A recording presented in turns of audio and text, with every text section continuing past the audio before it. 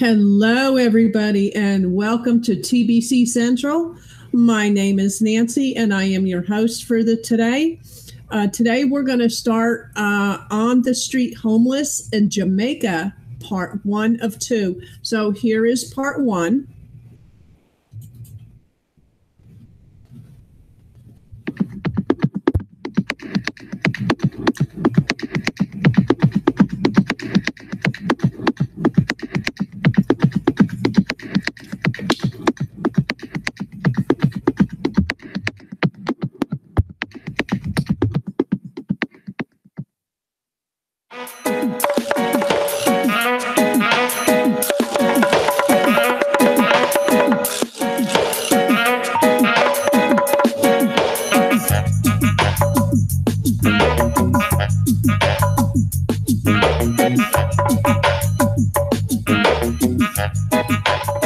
Throughout the world, they go by all sorts of names.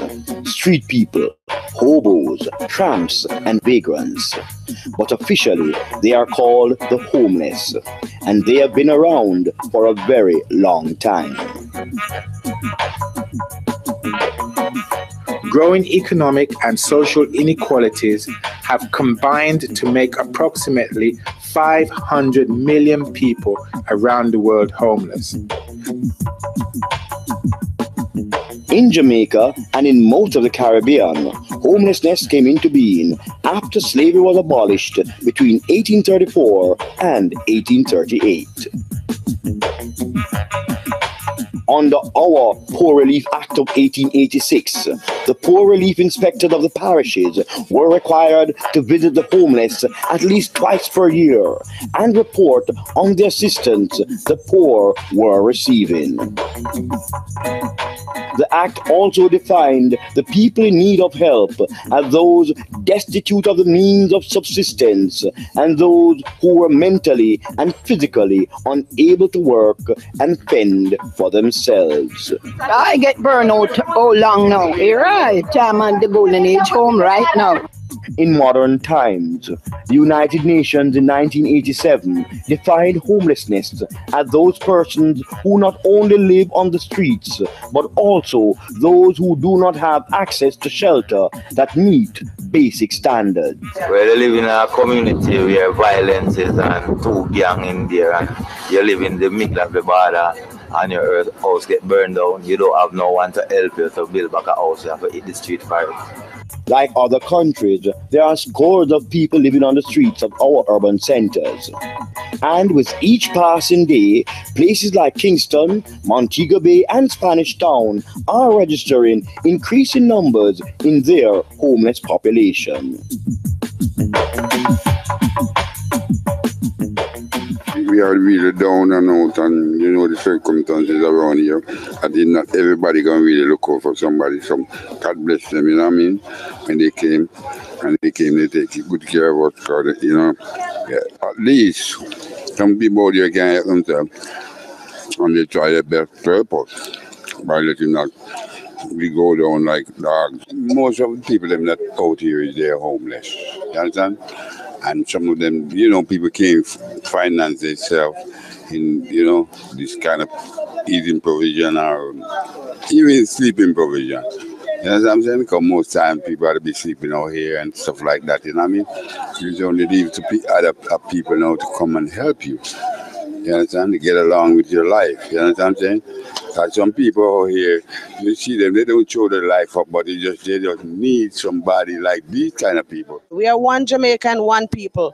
Just come on, everyone, get on board, take a day, choose a day, and do what you can do. You can feed 10, 20, no care how much, no care how small it is. We can give. We're a giving country, and we're a people, we love each other. So let's just give, and give to the best of our ability. I started with 10 people, and you know, all of a sudden, it just get more and more and more and more. So till we are doing it more than 50 now.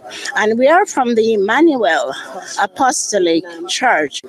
And we do this every Thursday. You know, when I look and when I see people is eating their food from the bin, my heart goes out. To me, my heart goes out for them. And sometimes, I'd like to bring like soap and changing their clothes so that can get them a shower, maybe find somewhere and get them bathed. If we could give them a little washing soap and some liquid soap to clean up themselves, because, we are all one. Are all of these people homeless? There's some of them that live in the home, but I am saying they don't have enough food. They're hungry also. And Willowdene, because right now we have some in Willowdene that I supposed to be taking some food for, and we don't even have enough to give those Each time we come here, it's increasing. If we come this week and we see 40, by next week it's 45, the other week it's sometimes we don't even have enough food to give them.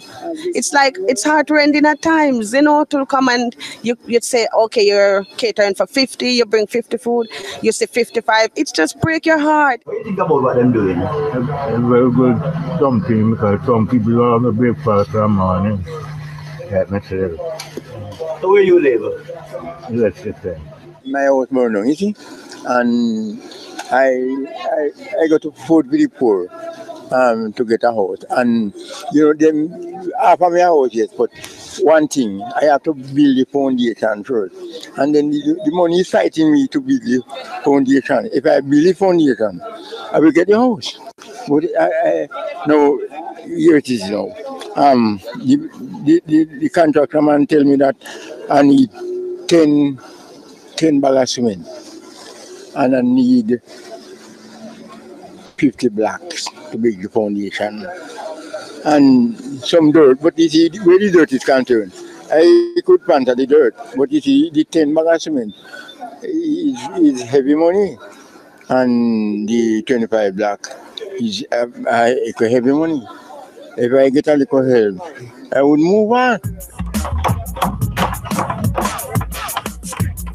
Food for the Poor is a Christian-based charity organization catering to the needs of some 300,000 Jamaicans who have found themselves under the poverty line.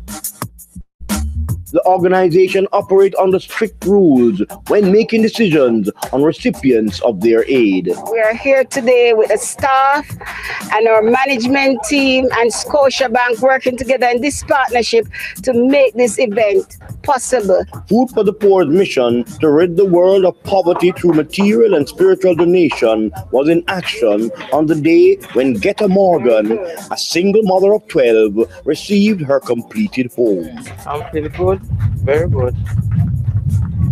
And I'm happy because this is a spot where I born and grow. And I tell you, we can't explain it. I'm really feeling happy to be here.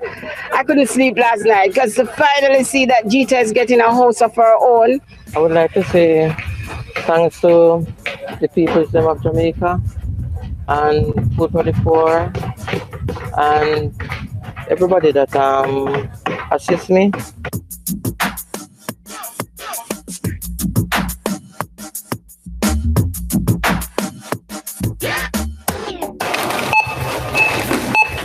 So how much are we now? Total is 10,800. Hey guys, we gotta put back some stuff.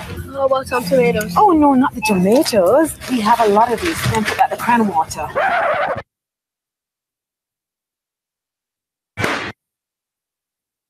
How about we not? Told you mom was losing it. So embarrassing. What are we doing? Wow! Not knowing how you will pick up the pieces after a disaster can be an unsettling feeling. Let NEM Insurance help you plan for nature's unexpected rumbling. With our homeowners insurance and content insurance packages, we have what it takes to give you peace of mind. In NEM, your security is our best policy.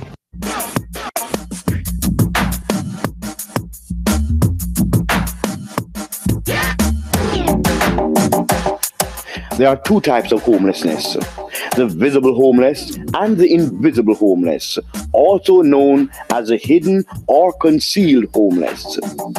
And it is widely believed that for every one visible homeless person, there are 4 invisible homeless persons. For this documentary, we have concentrated on the visible homeless, those we see every day.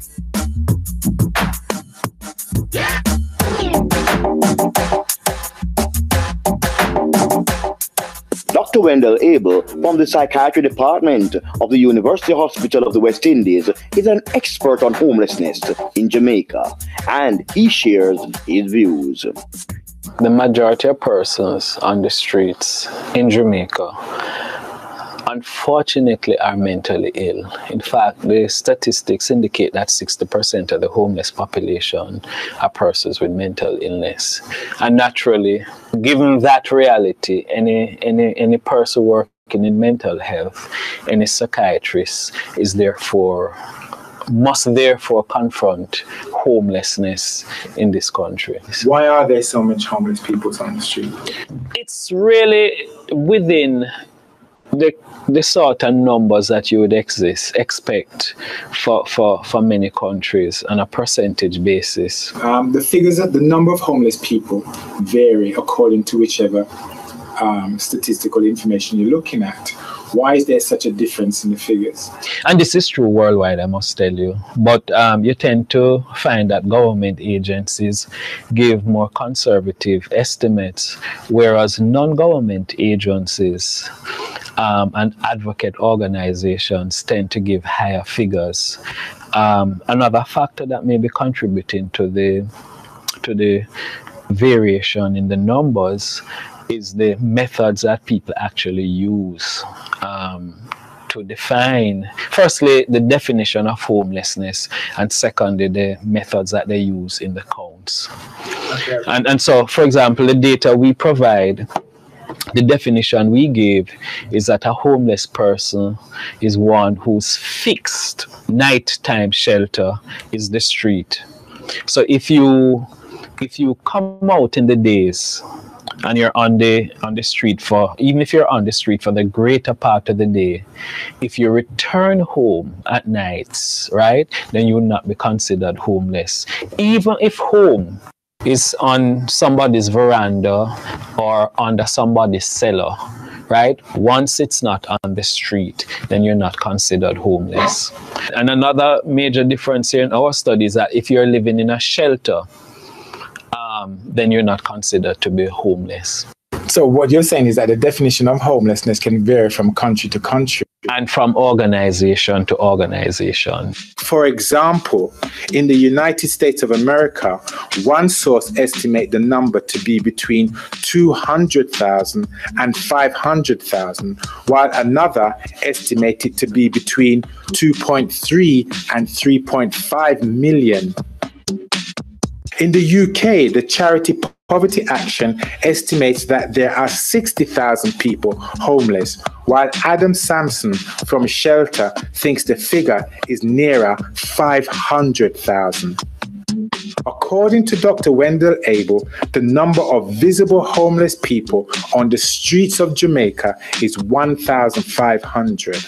800 of those are children, and 650 are adult males, and the remaining are females.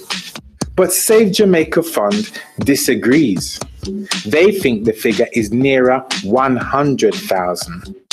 Let's look at the towns in Jamaica. Let's look at Kingston, Montego Bay. Which one has the most homeless? Naturally, your capitals, the urban centers where you have the densest populations are going to also have the highest number of homeless persons. And so the reality in Jamaica is that 50% of our homeless population actually are in Kingston, St. Andrew, St. Catherine, right? Montego Bay has about 100 persons who are homeless. The parish of St. James. Nobody come and find out what I'm doing. Yeah, my sister they are in America and she not come back yet.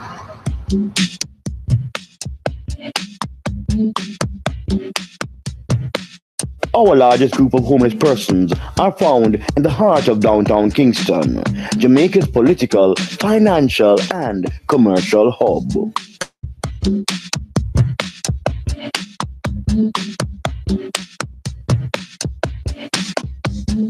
I don't go to any high school or any other school. I just learn everything we learn is just in the street. I really learn it. To read and write, I learn it in the street. I don't really get any teaching. It is fearful to sleep on the street at night and it is dangerous, but the only way you can be comfortable sleeping on the street and protect one another, we have to come together and unite. Not knowing how you will pick up the pieces after a disaster. The ones you love.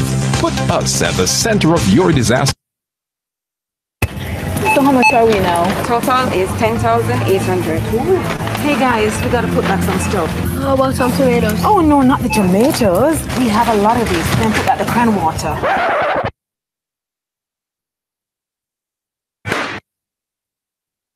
How about we not? Told you mom was losing it. So embarrassing. What are we doing? Wow!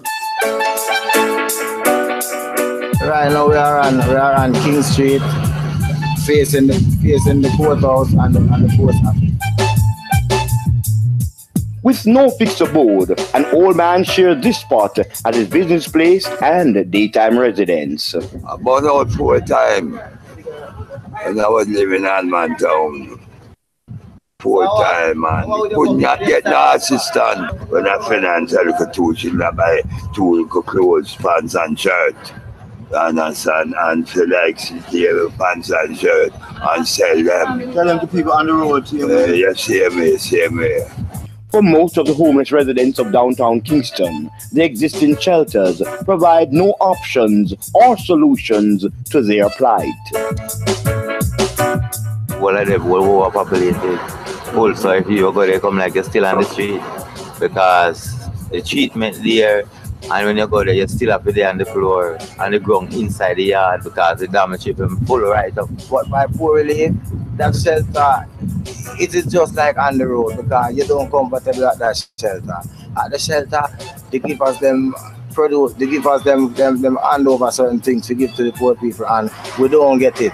The people who work at poor relief, them take the best for themselves and bring home and try to give you the worst. And if you try to talk, they deal with your way and tell you to go through the gate. So therefore, some people don't go there. So some people just stay out here. When it rain or any little thing, no matter what I go on, storm or anything, yeah, we just out here in the street and just praying and hope of why everything's okay. You have a little place where the homeless people can go. You know what try to go to them places? Which part? Anywhere we go to place. That's why you don't go to people place, my although it's dog and a government place. You don't go to people place. You just jump on the street. Yes, we do have shelters, right? And in fact, we have an extensive shelter system in Kingston, yeah? Quite a number of shelters operated by government, religious organizations, especially the Catholic Church and non-government organizations. There are also several outreach programs available throughout the country, and a number of churches also have outreach projects. I'll agree with you that where the limited facilities, well, generally in the country there are limited public facilities, you know, in terms of bathroom and so on. And if facilities are limited for all of us, and they're not going to be adequate to meet the needs of the homeless population, and therein lies a major part of our challenge, because an important part in addressing the homeless issue, right, is that we must provide services for the homeless population, for persons on the street where they are. And when we talk about services, we're talking about toilet facilities, we're talking about feeding program, we're talking about programs where they can access clean clothes. Because you're going to find that every city in this world will have homeless persons, or most cities are going to have homeless persons, right? We are never going to be able to get rid of the homeless population, right? Because what feeds into all of that is poverty, mental illness, and therefore, on the other hand, lack of services and so on. So we're probably never going to be able to adequately meet the needs of everybody, and therefore, some persons are going to end up on the streets. And one of our first strategy, therefore, must be to do what we call a spurious reduction, which is provide them with these services, the food, clothes, toilet facilities, and so on. Because if you have somebody who is well clad and is clean and certainly not rummaging out of garbage and so on, right? Then that person is not going to appear very obvious to us as a homeless person, and they will blend in the general population, which is what happens elsewhere. So it's a lack of services, and the fact that a lot of our homeless persons are not adequate. They're not clean. They appear filthy, and they're digging out of garbage and that sort of thing. That really, it makes them more visible. You know, the reality is that there's also a fundamental issue that we have to accept, is that some persons, especially persons who are mentally ill, because of the very nature of the illness, actually gravitate to the streets, and family members will tell you that they would have made many attempts to get them back to their home, and it's very difficult. So in their ill state, they have opted to be on the streets as part of the reality, and for some of these persons it's going to be very difficult to get them living in a home environment. I mean, you go to many parks worldwide and you realize that a high percentage of the people sitting in the park, living in the parks, are really persons who are homeless. Sometimes I beg all $200 and then we cook. I have a boil all porridge with wood. You think that you could ever come back off of the road again? You could have go back to the home again and live again? Yeah, man, when my sister come, go with her. I live in on the street and I don't have anywhere to stay. Yeah, if I beg, I buy some for it every day. So I live on King Street and I don't have anywhere to stay. That's why I'm begging. People treat you, how do people treat you? Yeah, them treat me good. You understand? Yeah, them treat me well. You understand? Them treat me good. But I don't have anywhere to stay. The morning I come up on the roadside. It's better for me. What put you on the roadside? Why you have to really come to live on the roadside?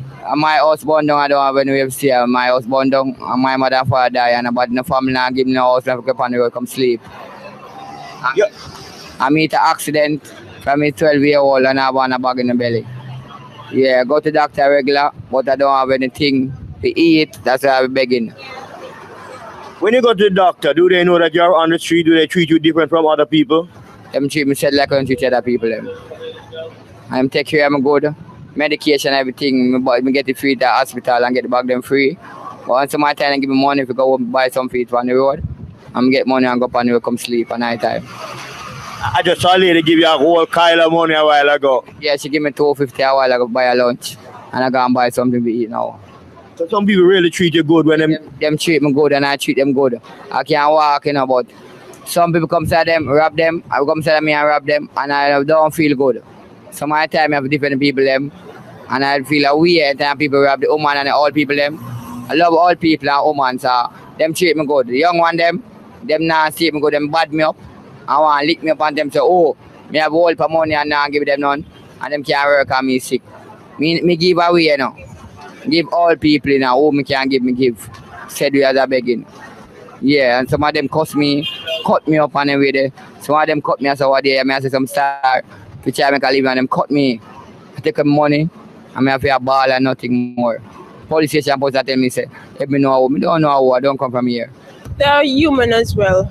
The government needs to have a place where we can put them, because we could be on the road at any time. Our house could have burned down and we don't have anywhere to go. Maybe family members have no space and we have to go on the road and sleep and eat and beg. So the government needs to put a place in so it can get food, shelter and clothing just like ourselves. Well, come on up on the street clean, you know.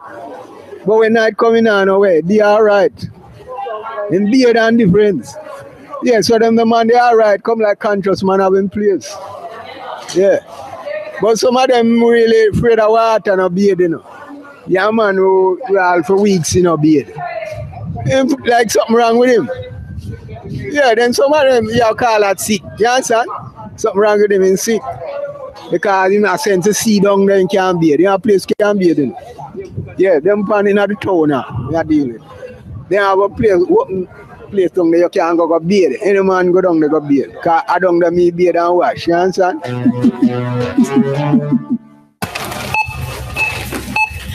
So how much are we now? Total is 10,800. Hey guys, we gotta put back some stuff. How about some tomatoes? Oh, no, not the tomatoes. We have a lot of these. Then put that the cran water.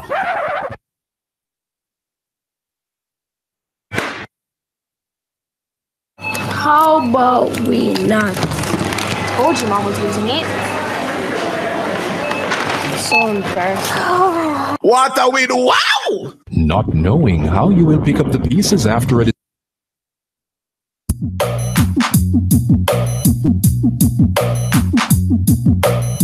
Professor Paul Rhodes, a medical doctor, hotelier, and head of the Portland Rehabilitation Center, is deeply concerned with homelessness, its causes, and finding solutions.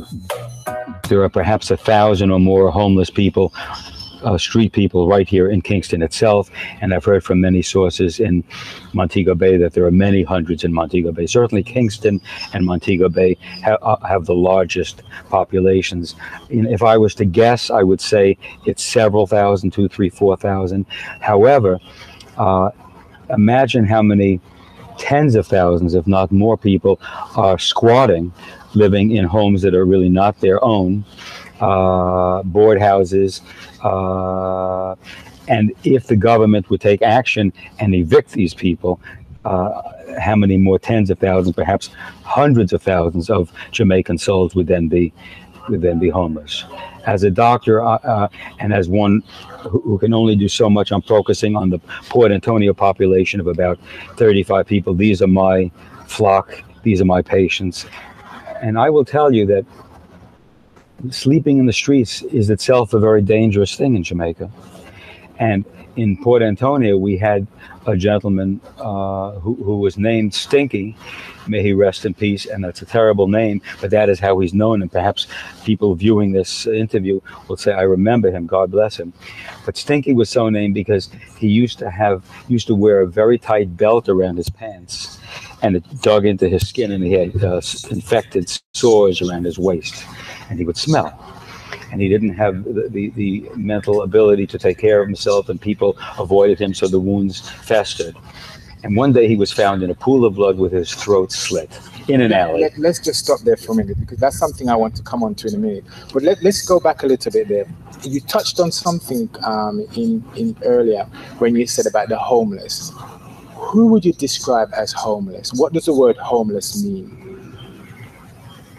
There are a variety of definitions, but I think a working definition is just one who is of unstable, who has a housing which is uncertain, unstable, or non-existent. So that someone who might be staying with a relative for a couple of days, and only those couple of days, is homeless. Someone who's sleeping in a vacant garbage truck or bus, and we passed such a man in Kingston yesterday, is homeless. And until people actually move out of the shelter, because most shelters are temporary, into their own apartment, they are homeless. I'm a visual person. The description of a homeless person is you're walking along the street, you see someone who is obviously mentally ill, they're of very poor hygiene, they're laying in the gutter, obviously a homeless person. They say that between 60 to 70% of our homeless population are mentally ill, and that deportees, Jamaicans deported from the United States of America and the United Kingdom, make up a shocking 10% of our homeless population. I run out the contract there and started to stay a little bit to get what I wanted. Why did they deport you from the US? I would say I didn't commit no crime because I beat the charges. Many Jamaicans make a good life for themselves in the United States and England, and they may get in trouble with the law. During my research for this documentary, I got news that there was a private flight due in at Normal Manley from the UK with 36 deportees on board. The flight was due to arrive at 12 midnight on the 24th of March. As we approached the airport, I spotted the plane and quickly started filming. Okay. Tomorrow we'll pick up when the plane arrives, and he started filming. I've been to Jamaica. I've done a little bit of traveling myself, and what they're saying is correct. It's very true. You have visible people, and that's no matter where you're at. They're the ones that you see actually living on the streets, and then you have your invisible people who you don't necessarily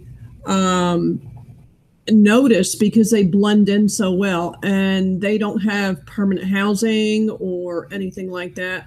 So yeah, it is a major issue, and as the people say, you know, the governments report low numbers, and then you have your organizations that are trying to help people, they're always reporting a lot higher numbers. So, you know, there's a way to find out the truth, but nobody really wants to know about the truth because it is very painful. Anyway, guys, that's it for today, and I'll catch you on the flip side tomorrow. I created this channel to raise awareness for the people in need. Those people might include the homeless, runaways, people living below poverty, drug users who are trying to get clean, etc. There are numerous people in so many categories which need to be brought to the forefront. If you don't have, or if you have what you need to be grateful, as there are as many that do not have. I'm not trying to say the rich should support everyone, but I want to make it clear that with proper planning, education, and help with changing mindsets, we can make a big difference. We will never eradicate the poor because, believe it or not, it's a big moneymaker for governments. Just like Big Pharma will never release all the medications or treatments that would cure so many diseases because they would lose major profits in doing so. My prayer for everyone is that God will provide everyone peace, love, abundance, health, happiness, and a good life. Be grateful and have a blessed day. Catch you all tomorrow. Ciao.